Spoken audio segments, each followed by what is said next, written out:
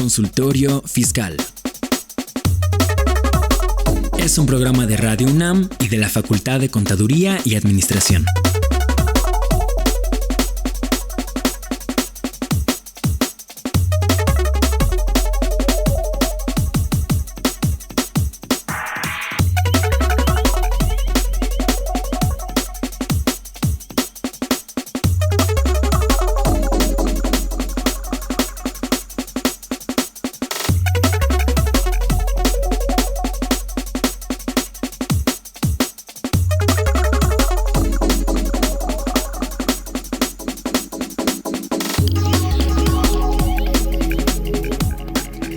Muy buenos días, ¿cómo están ustedes? Bueno, buenas tardes, ¿cómo están ustedes?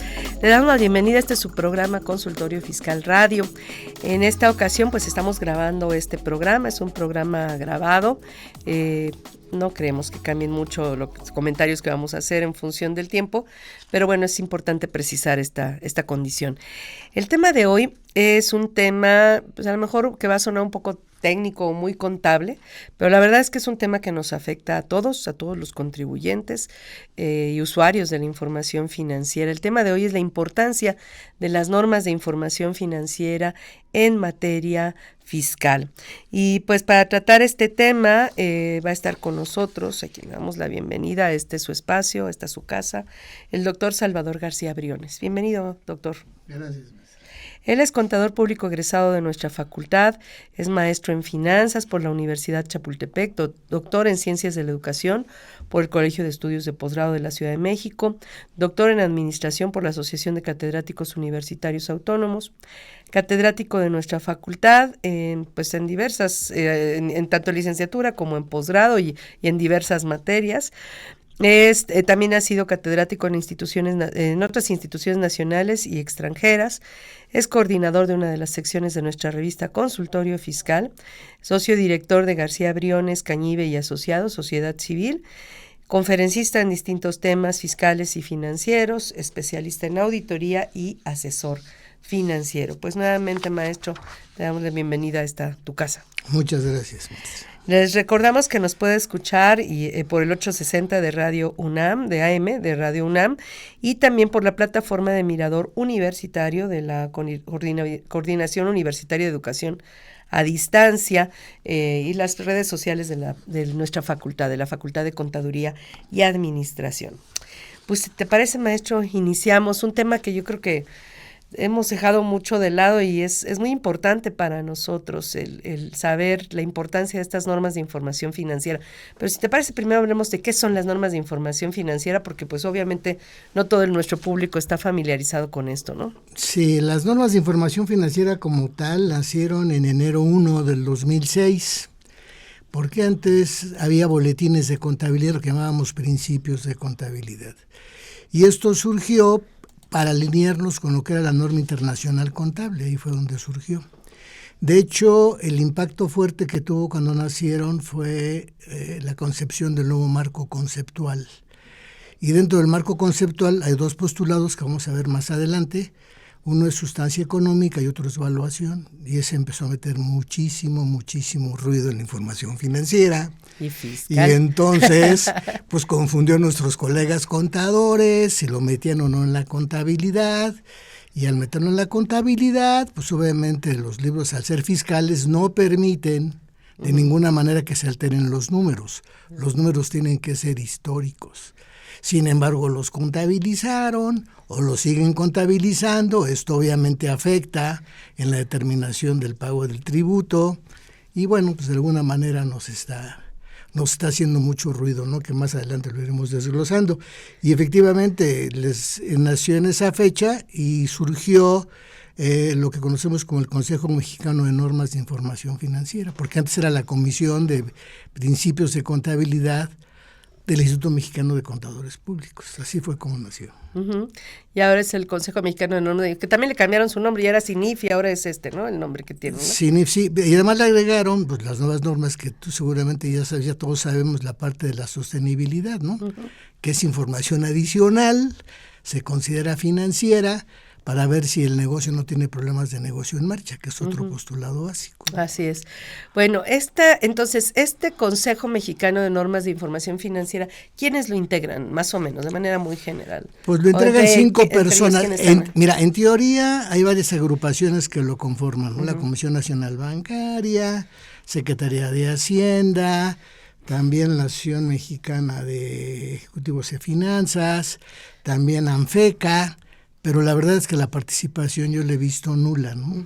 Ahorita quien la preside es Elsa Beatriz García, y el que estaba antes era Felipe Pérez Cervantes. El CITA tiene como 2 años manejando esta... Pero es un organismo en el que participan todos estos organismos nacionales, bueno, por lo menos en su fundación. Así estuvo, ¿no? Así se formó, en teoría, ¿no? Creo que tenemos que tener mucho mayor participación. Y te digo porque cuando ha habido propuestas, cuando hay nuevos documentos, han venido a la facultad, ¿no? Hemos hecho algunas observaciones, pero no hemos sido considerados. Entonces, pues te digo que en teoría, ¿no? O sea, en la parte que toca... Por ejemplo, que somos ANFECA, nosotros formamos, de hecho la facultad siempre ha presidido ANFECA, ¿no? Asociación Nacional de Escuelas y Facultades de Contaduría y Administración. Vienen, ¿no? Lo presentan, para que demos nuestros puntos de vista, pero bueno. Perfecto. Así es como lo pero entonces, fíjate, son normas contables que atañen a una profesión, la contaduría, pero el organismo que las crea, por lo menos en esencia, está formado por distintos órganos de gobierno, como los que mencionaste, Secretaría de Hacienda, Comisión Nacional Bancaria y de Valores, y otros organismos académicos, ¿no? El IMEF, el Instituto Mexicano de Contadores Públicos, bueno, colegios de profesionales. ¿Por qué el interés de por lo menos de estas instituciones? A lo mejor dices, bueno, no participan tanto, pero ¿por qué el interés de alguna manera de respaldar?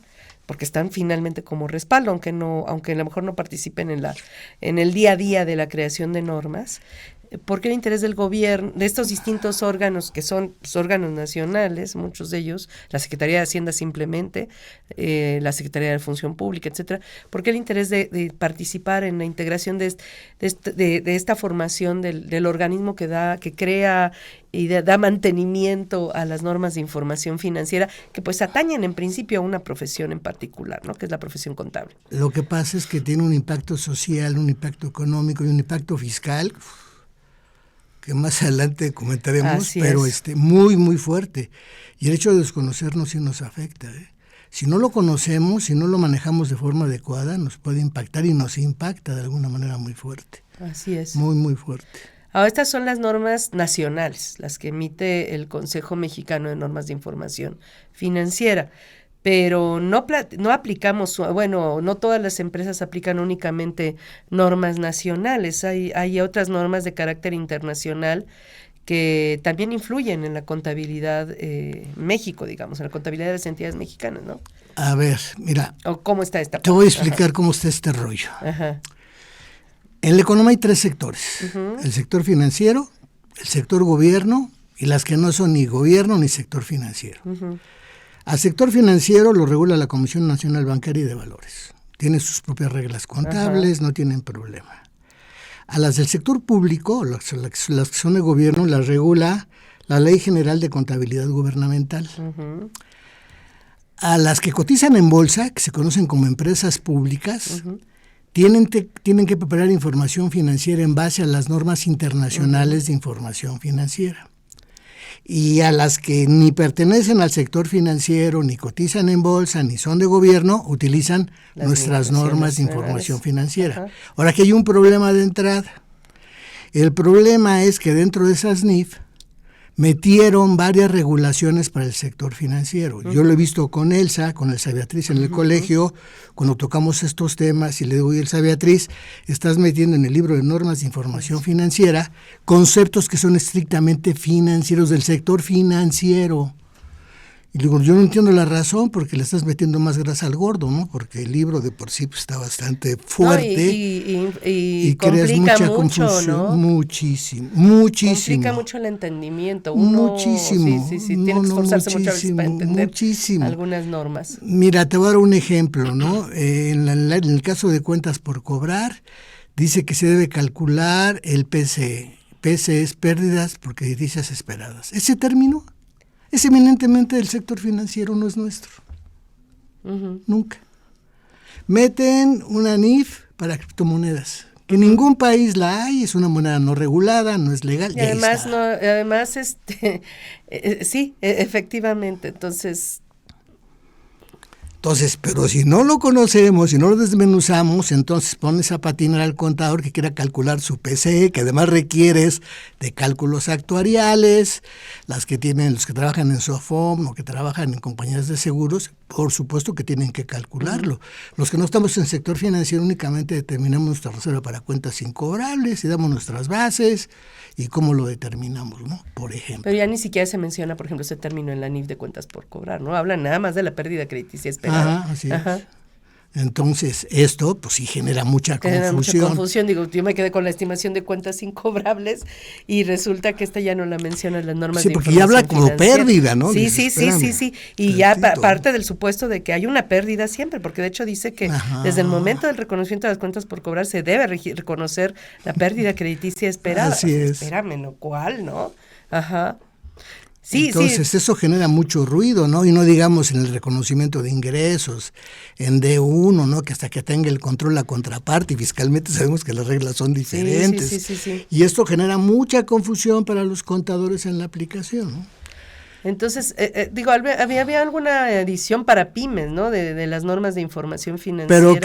Pero quedó ahí en stand-by, todavía no lo han determinado. Hace falta un desglose, digamos, de las normas de información financiera. En atención a esto mismo, ¿no? Lo que es sector financiero de lo que no es sector financiero, ¿no? Así es. Y sí, mucho sector financiero, las circulares que emite la comisión, además, sí son muy pegadas, o tratan de pegarse mucho a las normas de información financiera. Y luego la parte de la norma internacional, lo que yo les comento es que en México, con la norma internacional, lo que hicimos fue adaptarlas, no adoptarlas, que son dos conceptos diferentes. Si yo te adopto es como viene, como está, y como lo hizo Ecuador y lo hizo Colombia, lo tomo a la letra, copio y pego y ya son mis normas. Pero en México no, en México las mexicanizamos, las tropicalizamos, entonces las tratamos de adaptarlas a nuestra situación. ¿Y fue parte del origen de esta mezcla de las normas del sector financiero con las normas del resto de las empresas, ¿no? Por eso las que cotizan en bolsa, como es de carácter universal, dice, bueno, yo sé que en México tú aplicas tus normas, pero cuando prepares información financiera me la vas a reconstruir en base a las normas internacionales. Y luego, si vamos a lo que dice la ley, que tú mencionaste parte del código. A ver, ¿no? Sí, ahorita vamos entonces a la ley. Bueno, entonces, así se construyen las normas contables. A través de este Consejo Mexicano, cambian constantemente las normas contables. Constantemente las van modificando. Las van modificando. Las van modificando, van adicionando o van eliminando conceptos, etcétera. O sea, sí sufren cambios, no es algo que se haya quedado así inamovible, no, sí se mueven constantemente, ¿no? Ahora, con base en esto tenemos que llevar contabilidad. Toda la profesión nos tenemos que ceñir a estas normas bajo las condiciones que ya mencionó usted. Sector financiero, sector gobierno, sector privado, ¿no? Que no sea sector financiero. ¿Estamos de acuerdo en esa parte? Sí, bueno, yo lo que recomiendo, si de entrada y para ver en boca, tú lleva tu contabilidad con valores históricos. Punto. Sí, vamos a hacer en teoría, nos tenemos que ajustar. Ahora, si tenemos dos postulados que son muy importantes en ese sentido. Vamos a hablar primero del postulado de sustancia económica, que dice que son de los grandes cambios que hubo en 2006 con la implementación de las normas de información financiera en lugar de los principios de contabilidad generalmente aceptados. Sí, sustancia económica surgió y lo que pretende sustancia económica es que las entidades reconozcan el fondo sobre la forma. Y esto implica muchos problemas, ¿no? Muchísimos problemas, porque lo que permite, y de hecho lo ha utilizado la autoridad, este concepto de sustancia económica. O sea, ese postulado de sustancia económica nace en 2006. Curiosamente, antes en 2005 se intentó una reforma al Código Fiscal de precisamente reconocer el fondo de las operaciones más que la forma jurídica. O sea, que no importa el contrato que celebre, si en los hechos dices que es un contrato de arrendamiento, pero en realidad te comportas como dueño del bien, en realidad ya no fue de arrendamiento, sino fue de compraventa. Por decir algo, una cosa muy, muy general, ¿no? Que lo tengo que registrar y le tengo que dar... Eso era lo que pretendían en 2005 en la reforma al Código Fiscal. Pretender darle los efectos fiscales de lo que se supone que era la operación real, independientemente de lo que dijera el contrato, ¿no? Eso es lo que decía la reforma. No pasó, en aquel año no pasó esa reforma en el Código Fiscal de la Federación, pero en 2006 arrancan las normas de información financiera con un postulado que pues era precisamente lo que querían hacerle al código, lo tienen ya las normas de información financiera como parte de sus postulados básicos, ¿no? Que es de sustancia económica. Y pues es un concepto que hace mucho ruido, tanto ruido hizo que por ahí de 2011 hubo una resolución de los tribunales, del Tribunal Colegiado de Circuito, que hablaba precisamente de la sustancia económica y su efecto en el ejercicio de facultades por parte de la autoridad, ¿no? Que la autoridad podía desconocer operaciones que estaban con una factura, etcétera, documentadas de cierta forma, si la autoridad no consideraba que tuvieran sustancia económica o que su sustancia económica fuera diferente, pues podría simplemente decir, pues no tiene sustancia económica, no existe, y la desconocemos para efectos fiscales. Y ganó el SAT con este argumento contable de las normas de información financiera, ganó en los tribunales y llegó hasta los tribunales colegiados de circuito y estuvo rechazando deducciones con las NIF en mano, ¿no? Con las normas de información financiera en mano, ¿no? Es que uno de los requisitos para el reconocimiento contable, independientemente de que esté cuantificado o valorado, es que cumpla con la sustancia. Entonces, si a mí me manda a llamar la autoridad y me dice, a ver, contador, aquí están tus operaciones. Nada más dame el soporte de tu sustancia. Pues ya, me tronó. Que eso fue el antecedente. ¿Cómo lo soportamos? Así es, y qué es lo que pasa hasta el día de hoy. Eso es lo que fue el antecedente para que por ahí del 2011, 2012, arrancara lo que conocemos hoy como las operaciones falsas, inexistentes y simuladas. Así y el es. 69B, o sea, la sustancia económica fue el antecedente, la falta de sustancia económica de las operaciones fue lo que de alguna manera les permitió a la autoridad como precedente crear el 69B y las listas negras del SAT, lo que hoy conocemos como listas negras del SAT, ¿no? Las personas que realizan operaciones falsas, inexistentes o simuladas, o en otras palabras, trasladándolo al lenguaje contable, carentes de sustancia económica, ¿no? No, y vino a romper todo lo que eran las famosas planeaciones fiscales, ¿no? Donde generabas una serie de empresas, la de servicios, la de arrendamiento, y el fisco dijo en el fondo, que es que el concepto de sustancia económica dice que prevalece sobre formalidad jurídica. Así es. Entonces, pues, que yo sepa, nada ni nadie por encima de la ley, ¿no? Como que prevalece sobre formalidad jurídica. Y pues los ahí libros le dieron al traste a todo fiscales. esto, ¿no? Pero sin embargo, en materia laboral, pues bien sabemos que si yo tengo un trabajador y lo mando con uno de mis clientes, ese trabajador puede mandarme a mí y a mi cliente. Y eso es parte de lo soportado en la parte de sustancia económica.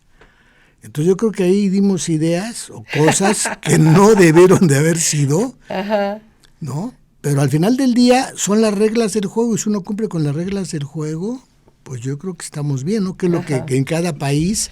Sin embargo, siempre se ha reclamado, por ejemplo, hablando de sustancia económica y hablando de las listas negras del SAT y el demostrar que la operación es verdadera, que no es falsa, simulada o inexistente, pues sí faltan parámetros objetivos para definir si hay sustancia o no, para ver si la operación es real o no, ¿no? Tendremos que establecer como un mínimo en ese caso, ¿no? Porque la verdad es que es como muy subjetivo, sobre todo del lado de la autoridad fiscal, ¿no? Quien analice, a lo mejor con el funcionario A me dice que me da la razón, que sí, con lo que ya le entregué ya es suficiente, pero el funcionario B dice, no, ya me entregaste fotografías, me entregaste cartas, contratos, todo, pero no, para mí no, o sea, es muy subjetivo, ¿no? El análisis a final de cuentas estamos hablando de sustancia económica como sinónimo de operación verdadera, ¿no? En el ámbito fiscal y en el ámbito contable, ¿no? No, y de hecho te digo que independientemente de que comentaste de sustancia económica, este concepto de devengación contable, ¿no? Que yo lo he visto aquí en la facultad, cuando las operaciones se realizan tienen que registrarse, tienen que provisionarse. Así es. Y si no provisionas, entonces el fisco dice, para mí no existe porque no hay fecha cierta. Entonces no me salgas en octubre que una aportación que hubo en febrero de no sé cuántos millones es una aportación de socio cuando en realidad era un préstamo, porque no me lo registraste en el mes donde entró el dinero, no lo provisionaste, no lo demostraste. Y eso al final del día, pues tienes razón y lo que tiene que dar certeza, ¿no? A las operaciones. La tuve que provisionar. No, y además cumplir con todos los elementos de validez. Por ejemplo, ahora está, que mucha gente también ignora esto, hablando por ejemplo de las aportaciones de capital, pues mucha gente ignora que además está lo que ahora el registro donde se hacen públicas todas ciertas operaciones de derecho corporativo, como puede ser un aumento de capital, como puede ser suscripción de capital por los socios, etcétera. Todo se hace a través del portal de la Secretaría de Economía, del portal de publicaciones de sociedades mercantiles de la Secretaría de Economía. Y hay que subirlos porque el efecto es que si no surte efectos ante terceros, o sea, el acto se podría haber llevado a cabo, a lo mejor sí hice la acta en mi oficina, la redacté, la firmamos, se suscribieron las acciones, pero no se avisó a la Secretaría de Economía, no se avisó al SAT, porque también desde 2019 se tiene que avisar a la Secretaría de Economía cualquier movimiento al capital, y desde 2020 al Servicio de Administración Tributaria. De hecho, el registro de socios y accionistas ya no es nada más interno, o sea, sí es interno, pero se avisa de cada inscripción a la Secretaría de Economía y cualquier modificación al SAT.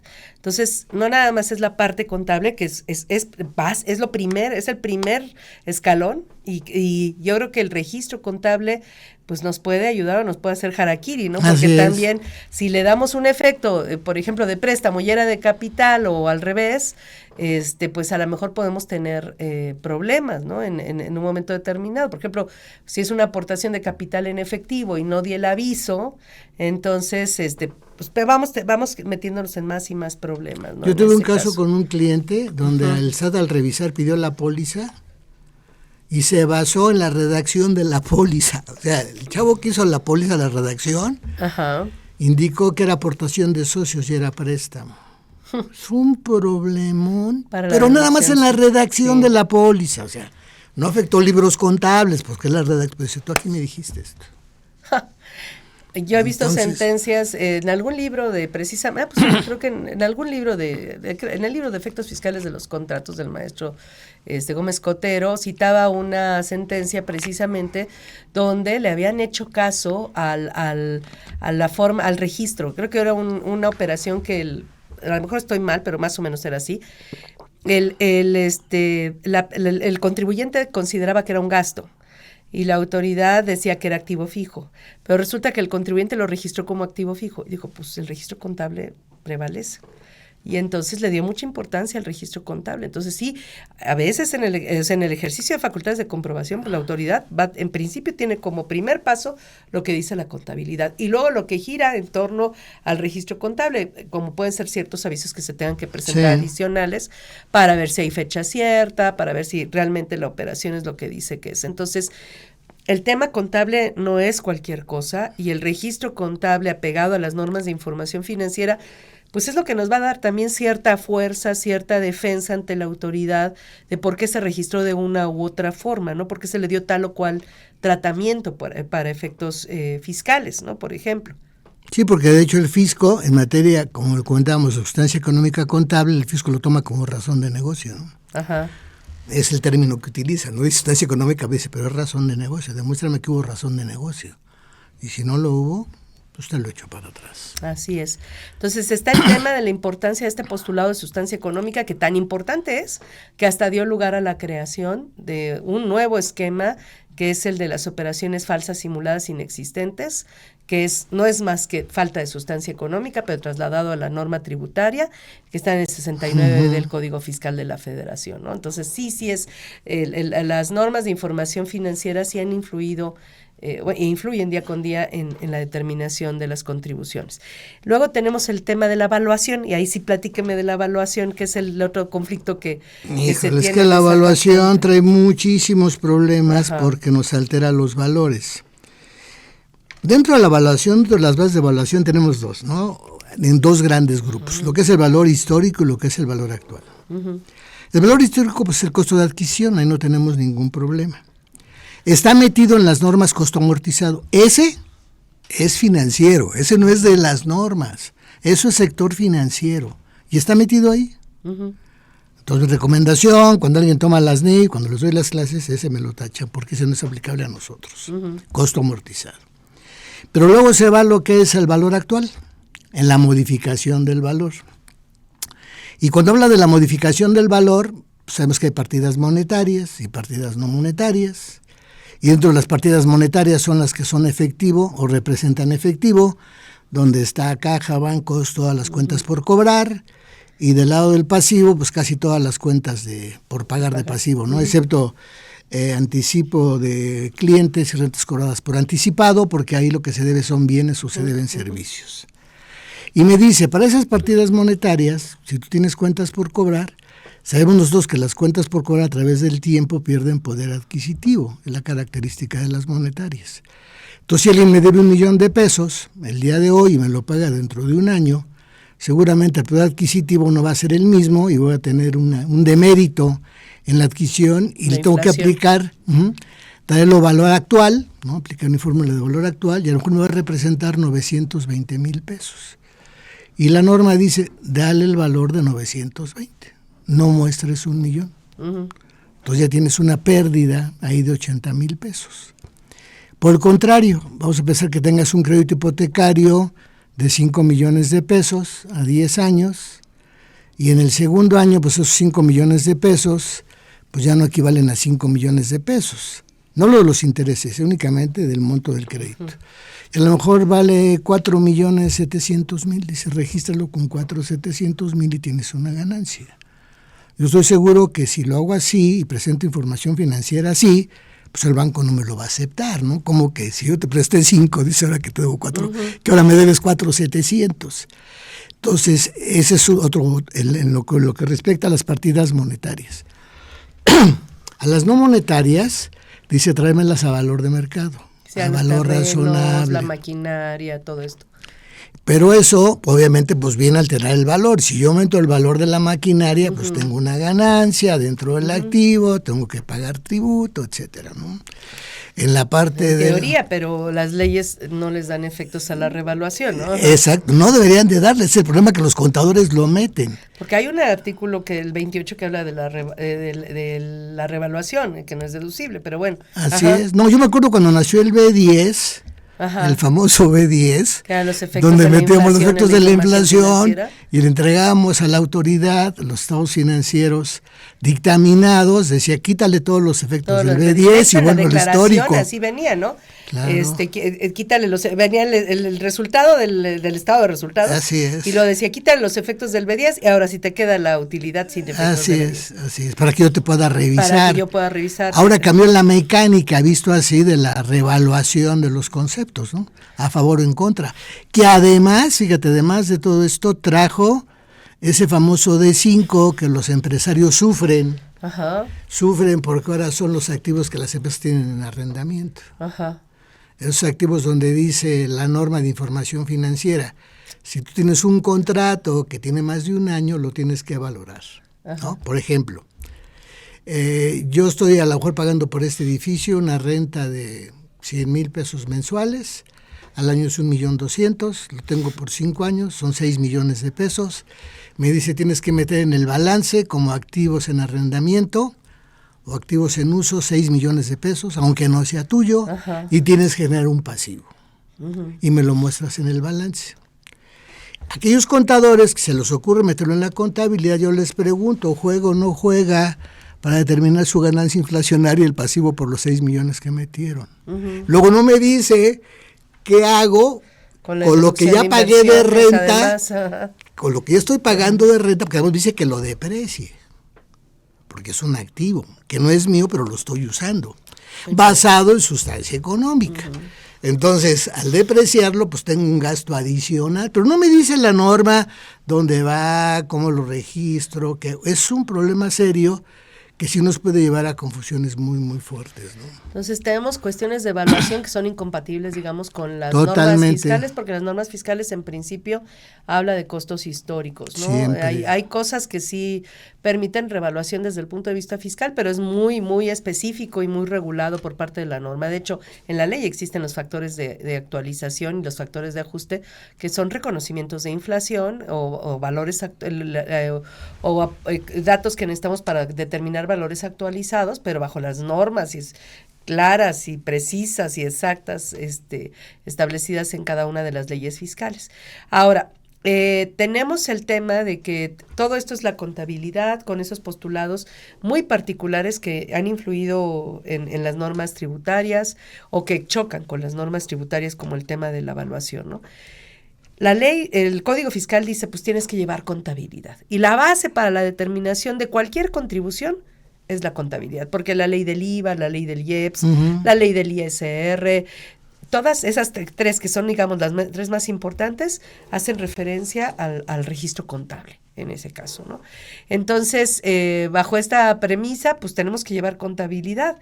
Pero lo curioso es que el Código Fiscal de la Federación, que es el que me obliga a llevar contabilidad, dice que integra la contabilidad, habla de los estados financieros, incluso los nombra mal, incluso está desactualizado en el nombre, porque no es el código como tal nada más, sino es el código y su reglamento, y el reglamento en el 33 apartado A y B, donde hace referencia a los elementos de la contabilidad, pues incluso está desactualizado, lo cual ya de por sí es pues muy discutible. O sea, si las normas contables, que es la base para la determinación de las contribuciones, se están actualizando pues casi día con día, o sea, año con año reciben modificaciones, pues en ese mismo sentido tendrían que modificarse las normas fiscales que hacen referencia a las normas contables, o dejarlo abierto, hacer una redacción de tal forma que los términos se definan en la parte contable. Hay muchas inconsistencias en las normas contables y las normas fiscales. Por ejemplo,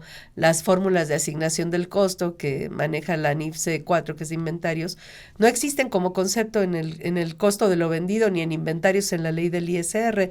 Y la ley del ISR trae confundidos los conceptos de métodos de evaluación de inventarios con fórmulas de asignación del costo, y es un lío ahí con el tema de inventarios. Es muy inconsistente la norma contable con la norma fiscal con la norma contable, ¿no? Que ahorita que se tocó el tema de inventarios, aquí hubo un problema muy, muy fuerte.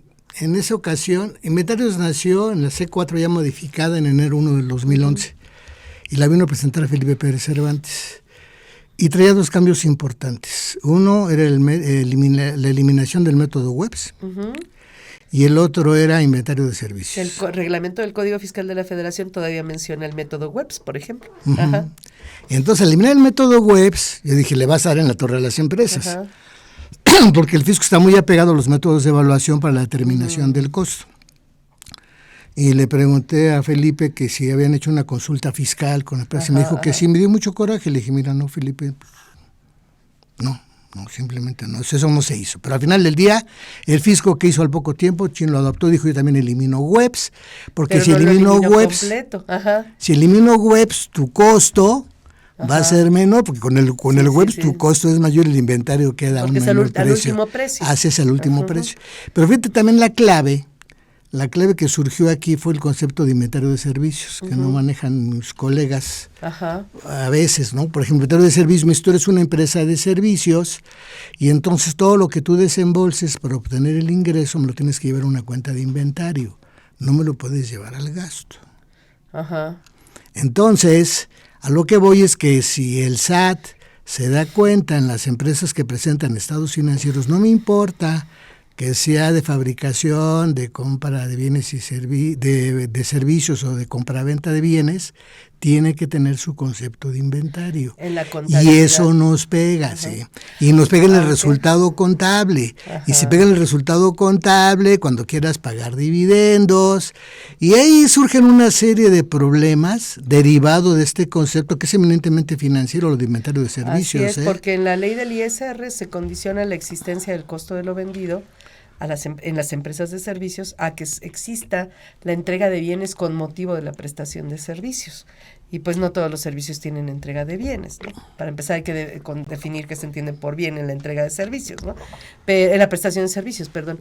Pero sí, o sea, yo creo que ahí el problema es la determinación y estamos viendo nada más uno que otro ejemplito de los problemas a los que nos enfrentamos. La determinación de las contribuciones tiene como base la contabilidad. Ha habido varios encuentros entre los contribuyentes y el SAT en el sentido de la importancia de la contabilidad para efectos fiscales. Recordaremos, por ejemplo, hace muchos años, cuando existía la ley del impuesto al activo, donde decían el promedio de los inventarios, los inventarios se van a actualizar conforme a principios de contabilidad generalmente aceptados. Y entonces eso les hizo mucho ruido a los contribuyentes y se ampararon contra esa parte y dijeron, oye, ¿cómo me estás pidiendo que calcule uno de los elementos del impuesto al activo con un principio, ni siquiera norma le llamaban en ese tiempo, con una norma contable, vamos a llamarle, ¿o no? Con una norma contable. Y la autoridad, en el amparo no les dieron la razón a los contribuyentes, les dijeron, no, sí se vale que el legislador haga referencia a términos contables, porque a final de cuentas, pues es la base para la determinación de las contribuciones, ¿no? La contabilidad. Es la fuente, claro. Y la fuente. Y entonces tiene que regir conforme a esas normas y pues, sí puede hacer referencia a disposiciones de la contabilidad, las leyes fiscales. Eso pasó en el impuesto al activo, luego pasó con el costo de lo vendido, que hubo una lluvia de amparos contra la ley fiscal, hacía mucha referencia a conceptos contables que no venían definidos en la ley fiscal, y nuevamente les dijeron, pues no tiene razón de ser, la contabilidad sí, pues de alguna manera complementa a la norma fiscal, pues por la parte técnica que tiene toda esta parte contable, ¿no? Y bueno, en ese sentido hemos ido, la autoridad ha ido afirmando la importancia de la contabilidad. Ya vimos lo del tema de la sustancia económica, cuando la autoridad estuvo ganando juicios porque las operaciones carecían de sustancia económica, que fue el antecedente de las hoy famosas factureras, ¿no? Uh-huh.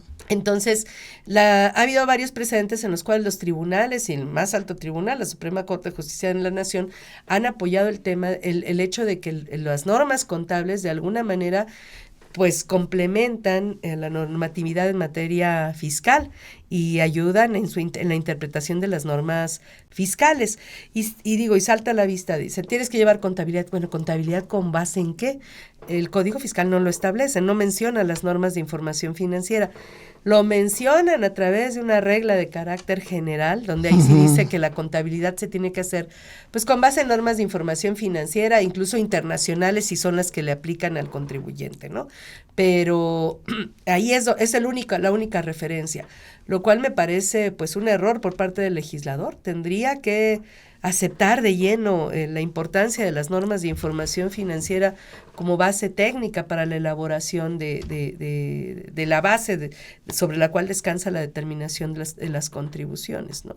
Entonces, sin reconocerlas explícitamente en la normatividad fiscal, sin embargo, está llena de referencias a ellas, ¿no? O sea, ¿cómo saber cuáles son el estado de situación financiera, cuál es el estado de resultados o cuál es el estado de variaciones si no recurrimos a las normas de información financiera? Eso no viene en ninguna norma tributaria y sin embargo constantemente se están haciendo referencias a ellas. ¿Cómo saber que es un método de evaluación de primeras entradas, primeras salidas? Eso no lo explica la ley, lo explican las normas contables, ¿no? Entonces, creo yo que desde las leyes tendríamos que pugnar para tener certeza jurídica de cuáles serían las normas contables que tendrían que ser las NIF, y me parece que sí, eso haría todavía más necesario la recomendación que usted hacía al principio de este programa al CINIF, en el sentido de separar las normas de información financiera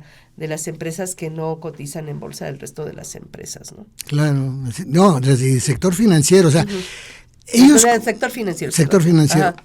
Por ejemplo, el desconocimiento, lo que he visto en la práctica es que ves que el desconocimiento que hay de las normas provoca que no tengamos aprovechamientos fiscales. Por ejemplo, ¿no? Cuando pasó lo de la pandemia, si mal no recuerdo, hay la ley, hay un artículo donde dice, cuando el activo deje de darte beneficios, basta que me avises y para que de inmediato, ándale, ¿no? Se acabó. Pero tiene que tener soporte. Ajá, sí, claro. Entonces, ¿cómo le digo al fisco que efectivamente dejé de tener beneficio?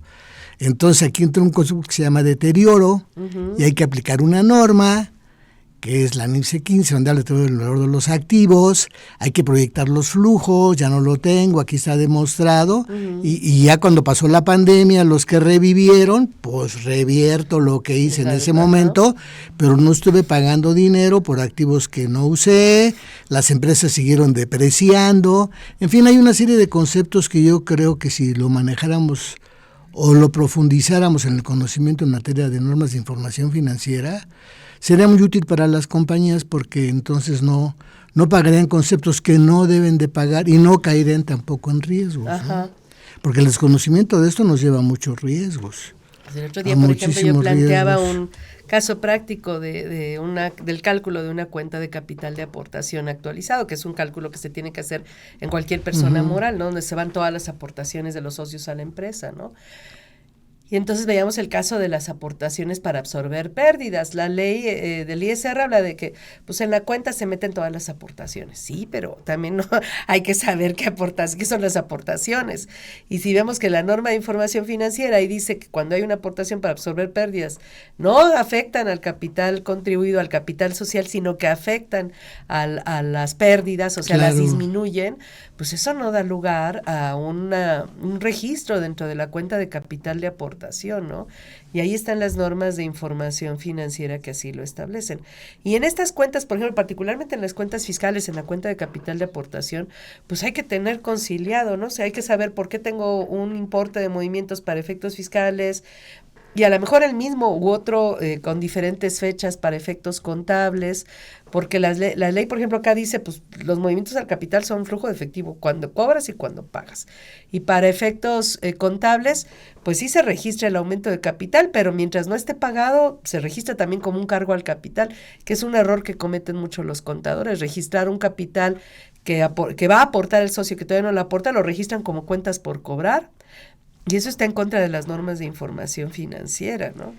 Mira, en este punto específico, el contador sí tiene que registrarlo en la cuenta por cobrar de accionistas, pero cuando hace el balance tiene que presentarlo como capital suscrito no pagado. Así es. O sea, quitarlo de la cuenta de accionistas, mandarlo abajo de capital social los como suscrito no pagado. Sí, los estados financieros no se va a reflejar el aumento de capital. No, nunca. Mientras no lo pague el socio. Exacto. Pero si lo dejan como pueden registrar, sí, pueden hacerlo en balanza, lo pueden hacer de otra forma. Pero en la presentación, así es. Y además porque es información que el SAT nos pide, ¿no? Así es. Nos pide los registros y nos pide los estados financieros.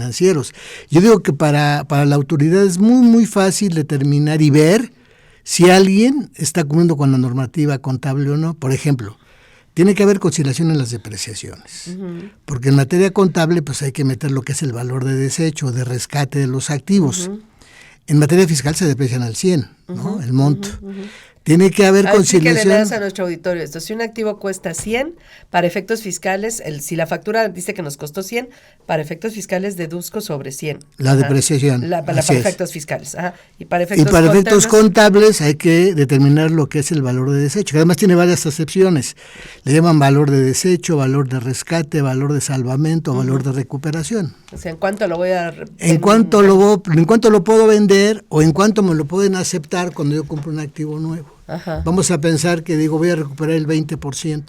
Entonces mi base de depreciación va a ser ¿contable? 80. Ajá. 80. Ajá. Entonces en mi balance, si yo veo equipo de transporte, Ajá. el mínimo valor que tengo que ver es 20, si ya se depreció totalmente y ahí lo tengo y no lo he vendido, pero no puede ser 0. Porque tengo una conciliación, dicen, no me lo está haciendo, ¿no? Claro, básicamente hay dos áreas que tienen valor de desecho, que es la maquinaria y el equipo de transporte. Porque el equipo de cómputo no lo tiene, el equipo de oficina es desgastante, los barcos no lo usan porque aunque vale el acero, si lo pueden vender, lo dejan que se hunda para que se formen los arrecifes. Pero esos conceptos tenemos que saberlos y tenerlos. Otro concepto de conciliación es la moneda extranjera. porque aquí debe ser tipo de cambio de mercado y para efectos fiscales el tipo de cambio oficial. El de Banco de México. Así es, y entonces y aquí tenemos que... Así el día de la publicación. Entonces, tiene que haber una conciliación. Y he visto muchos cosas que contadores que dicen, la compañía utilizó las tasas que el fisco determinó, las cuales consideramos adecuadas. Como diciendo, con esto ya me libré. Sí, pero los valores bases son diferentes, por ejemplo. Claro, y eso nos afecta, ¿no? Sí, entonces todo ese tipo de cuestiones, la conciliación del costo de lo vendido, tenemos que tener cada año hacer una conciliación entre el costo de lo vendido para efectos fiscales y el costo de lo vendido para efectos contables. Y hay un mundo de diferencias, hay muchas reglas fiscales en torno al costo de lo vendido. Entonces, la verdad es que creo primero que la autoridad tendría que aceptar, darle prioridad a las normas de información financiera, ¿no?, nacionales. En ese sentido, número uno, como base de registro, reconocer eso no nada más en una regla de carácter general, sino dentro del Código Fiscal de la Federación, y establecer cuáles son las excepciones que se van a manejar, por ejemplo, hablando, de las inversiones, ¿no?, de los activos fijos, por ejemplo, ¿no? Y una serie de cuestiones que tendría que actualizar con base en las normas de información financiera, porque sí tiene muchas referencias en las leyes que están dispersas. Que están diferentes, están dispersas y son diferentes a lo que establecen las normas contables. No, y además es de que, por ejemplo, cuando hacemos un desembolso, hay de dos sopas, o es activo o es gasto. Uh-huh. Nada más que la diferencia, si es activo, tenemos que demostrar que hay beneficio futuro. Ajá. Y si hay gasto, no lo hay. Y ese es un pleito con el SAT, porque para el SAT, pues obviamente él quisiera que todos los desembolsos fueran activos para que para que tu base no estuviera disminuida. A más tiempo, ¿no? Fueras haciendo la disminución por el uso del activo. Uh-huh. Y si eres financiero, pues queremos que todo lo que se desembolse sería gasto. Por eso de ahí vienen las políticas de capitalización que tienen las empresas, y tenemos que demostrar que el desembolso efectivamente sí es gasto o es activo, ¿no? Ajá. ¿Qué otras inconsistencias? O sea, ya dijimos, están los dos postulados que pues de entrada hacen ruido con las normas fiscales. Básicamente. Está que no se reconocen las normas fiscales, las normas contables explícitamente dentro de la normatividad fiscal, pues como la base uh-huh. para elaborar la contabilidad, ¿no? Uh-huh. Porque también yo podría decir, elaborar la contabilidad con base en qué, me lo dices en una regla de carácter general, pero pues hasta dónde me obligas, ¿no? En ese caso, ¿no? Pero entonces está el que no, se tiene que establecer se tienen que actualizar las normas fiscales a las adecuaciones que han tenido las normas contables, o establecer algún mecanismo en la redacción de la ley que permita que se haga referencia a las últimas normas obligatorias en materia contable, porque estarlo adecuando también las normas fiscales a los cambios contables de las normas, pues se vuelve también un camino muy complejo, ¿no? Sí, pero de hecho, cuando mandamos la contabilidad electrónica, uh-huh. el fisco sí ha estado al pendiente de esto, porque ha habido algunas dentro de las reglas que mandamos de la contabilidad, algunos conceptos que el fisco nos pide que le reportemos, ¿no? ¿Cuál sería el caso, por ejemplo, no? Voy a comentar. Por nuestros códigos agrupadores nos pide impuestos diferidos. Dice, repórtamelo. Sí, si no lo hiciste, no cumpliste con las normas, porque ese impuesto diferido puede generar un activo o un pasivo para la empresa, ¿no? También me dice, dame si es que hubo tu pérdida por deterioro.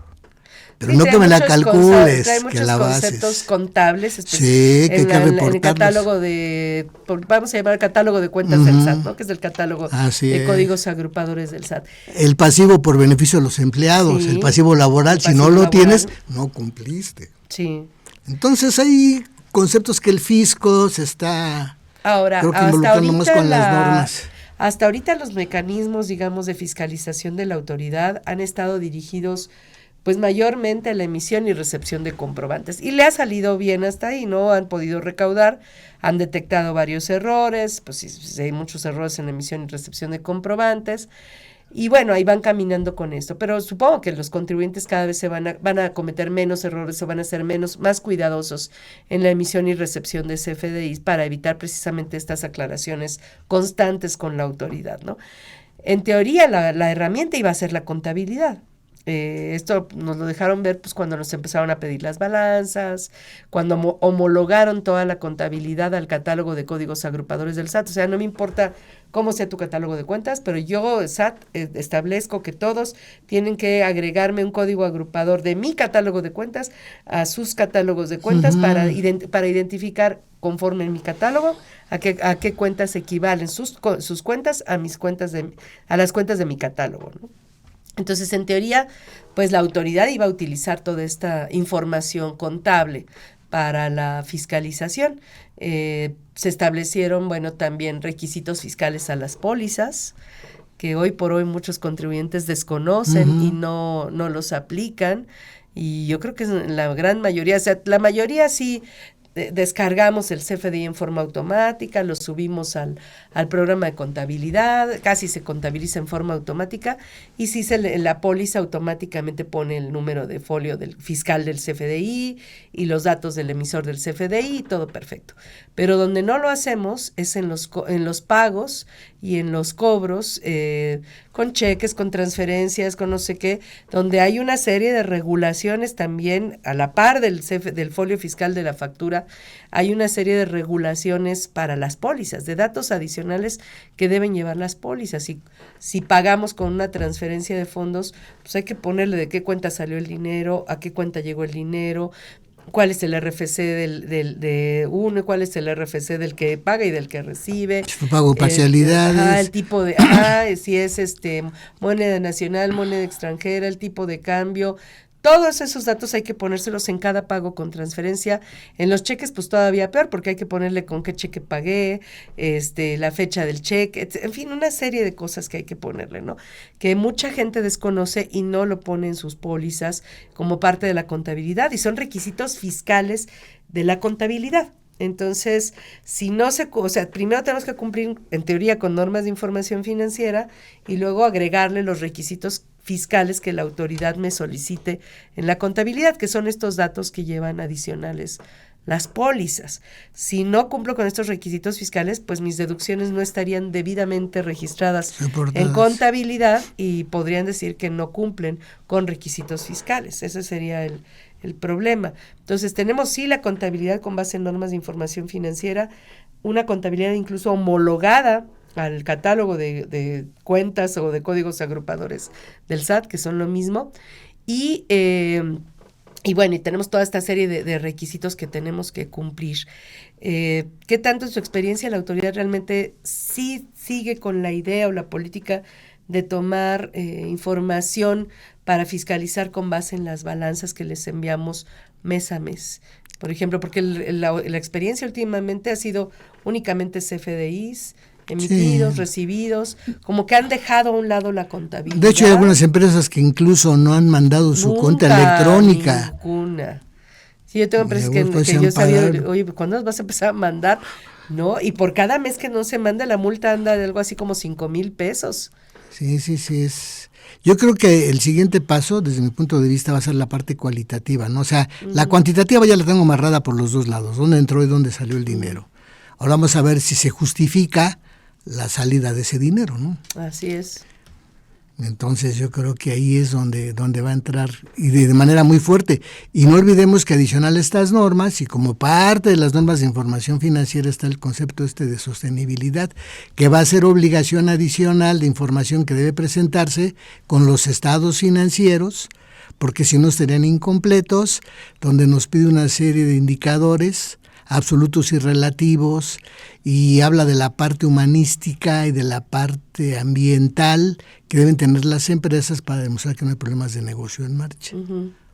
Y tiene que ser así porque los bancos ya lo van a exigir. Yo fui a la publicación que hizo el CINIF de este concepto, y esto entra a partir de enero 1 del 25. Y las empresas que no lo cumplan, pues es como si no entregaran estados financieros, no va a ser válido para que caminen sus créditos.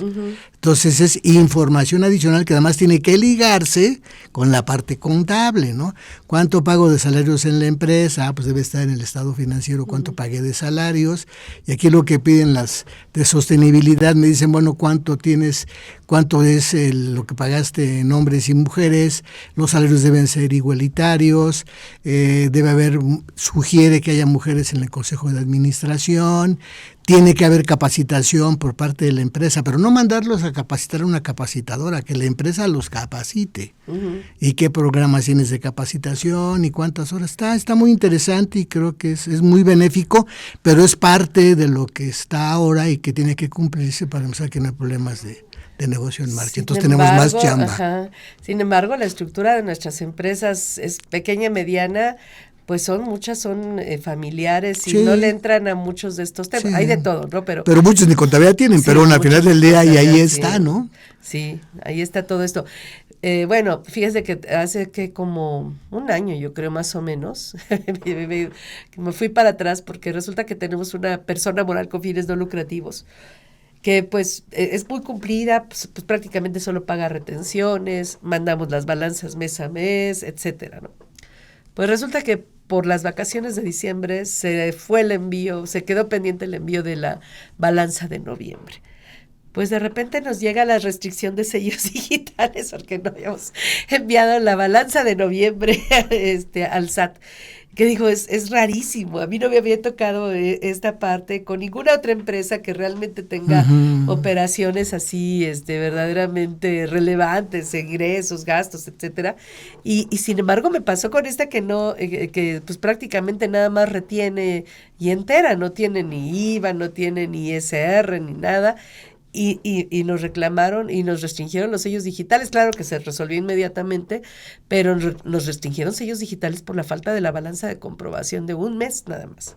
No, y en este informe que estoy comentando de sostenibilidad, pide que la compañía muestre su análisis de riesgo operativo y financiero. Por ejemplo, ¿qué hacer, no? Ajá. ¿Qué hago si entra una competencia fuerte? ¿Qué voy a hacer? Tengo que manifestarlo, tengo que decirlo.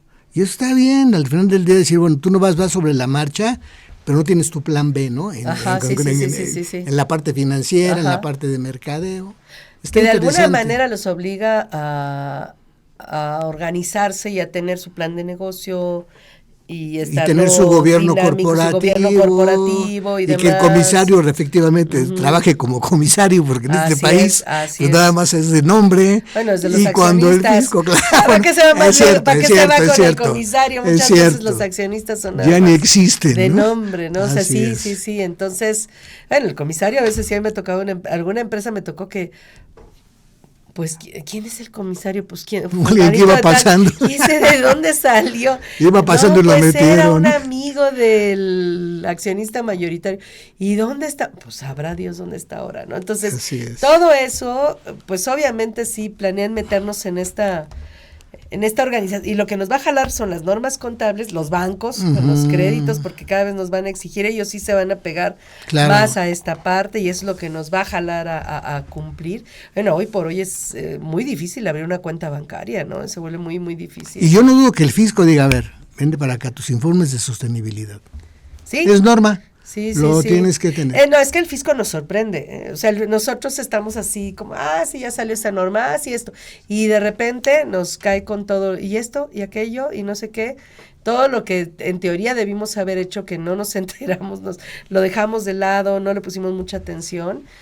Pues sí, en cualquier momento nos puede rechazar partidas, deducciones, o sea, puede generar pago de impuestos el hecho de no cumplir con todo esto, ¿no?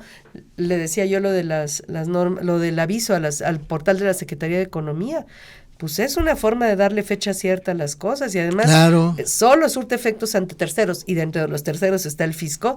Si avisé a la Secretaría de Economía de todos los avisos que hay que presentar, porque son como 16 más o menos que hay que presentarle a la Secretaría de Economía: incrementos de capital, informe del comisario, informe anual de resultados, decisiones, etcétera. Entonces sí es un problema que tenemos. Pues se nos acabó el tiempo, maestro, un tema muy interesante. Nos faltó tiempo. Sí, hombre, pues muchas gracias por estar con nosotros. Al contrario. Gracias a ustedes. No, al contrario. Y los invitamos la próxima semana que nos sintonicen. Tenemos una cita. Recuerden que esta es una coproducción de Radio UNAM y de la Facultad de Contaduría y Administración por parte de Radio UNAM, su director Benito Taibo, por nuestra facultad, el doctor Armando Tomé González, la Secretaría de Divulgación y Fomento Editorial de la misma, el maestro Gustavo Almaguer Pérez en los controles técnicos, Socorro Montes en la producción por parte del Departamento de Medios Audiovisuales de nuestra facultad, Nezahualcóyotl Jara, Nancy Audelo, Miriam Jiménez, Alma Villegas, Carlos Castellanos, Alexis Romo y Daniel Cruz. También agradecemos la colaboración especial de Julio Pérez y José Ramón San Pablo, personal de Mirador Universitario de la Cuayet. Recuerde que tenemos una cita la próxima semana. Aquí los esperamos. Consultorio Fiscal. Es un programa de Radio UNAM y de la Facultad de Contaduría y Administración.